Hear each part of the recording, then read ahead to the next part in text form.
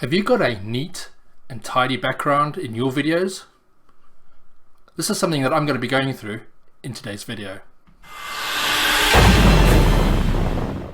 Hi, my name is Jason Kruger and I help heart-centered businesses build and automate their online marketing systems. Now, when you're creating your videos, where are you positioning yourself? What can people see in the background? Unfortunately, when people are doing their online meetings, etc., they're not taking into consideration what people might see behind them. Now, I've been on numerous different video calls, and on the majority of them, it's a nice, tidy background.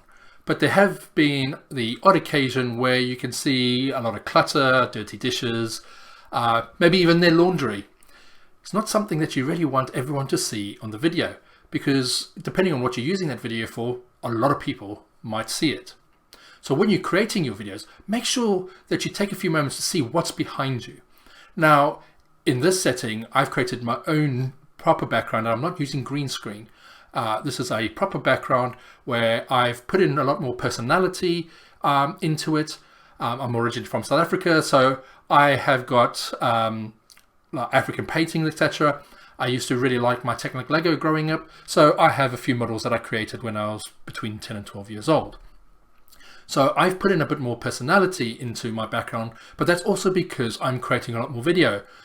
So I've now got more of a dedicated space where I'm able to do this.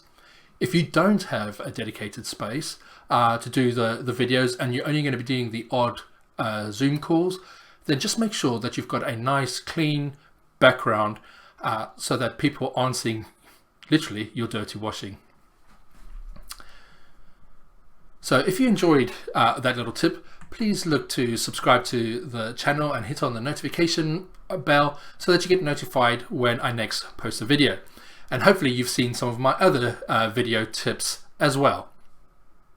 See you in the next one.